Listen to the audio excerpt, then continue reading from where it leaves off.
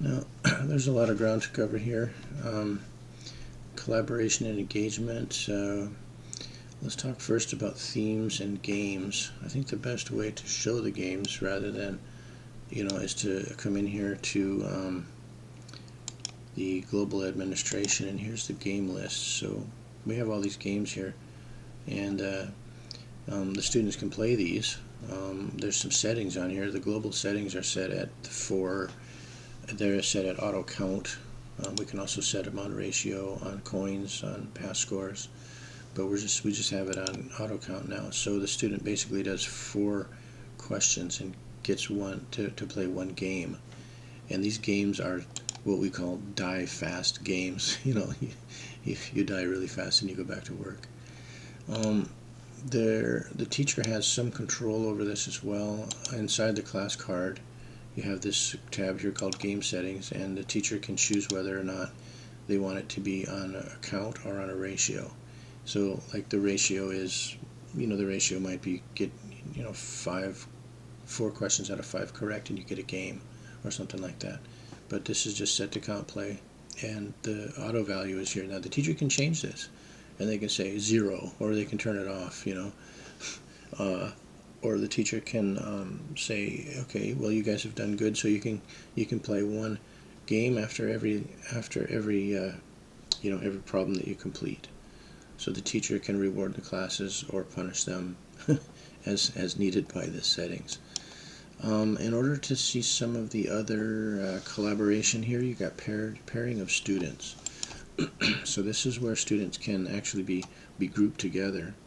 You can create groups of 4, groups of 3, groups of 2, whatever, depending on how many students are in the class. And then these group students will be able to collaborate in certain ways. Let's move to a student account to see some of the other features.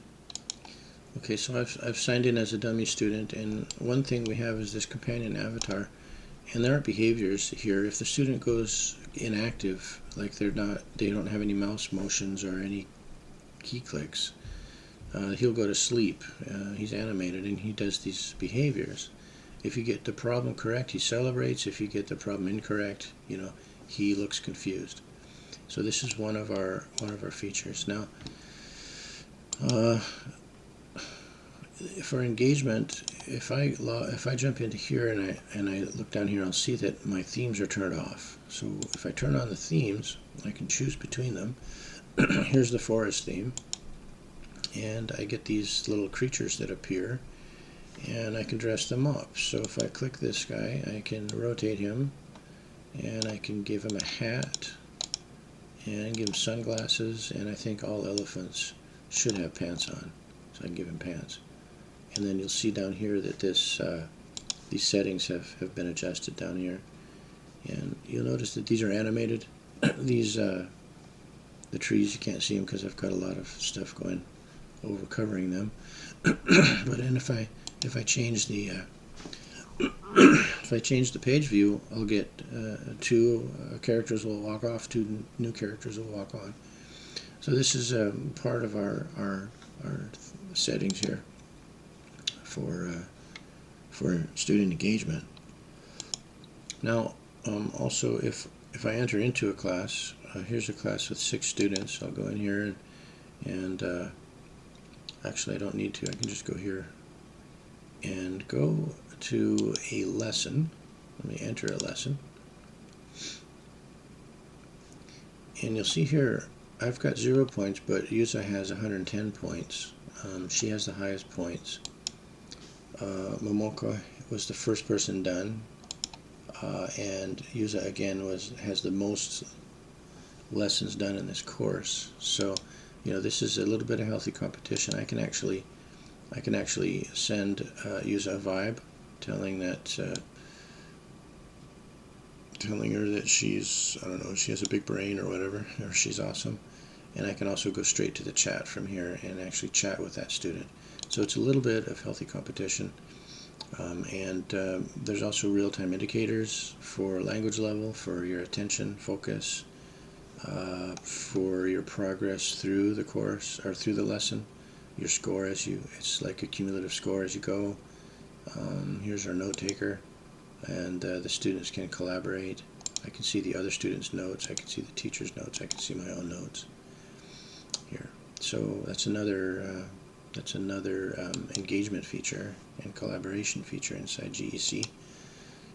Peers and pair groups, 3D animated avatars, points, vibes, and coins, healthy competition. Yeah, so the points are up here. This is another system where we have badges that are earned by performance automatically in the system.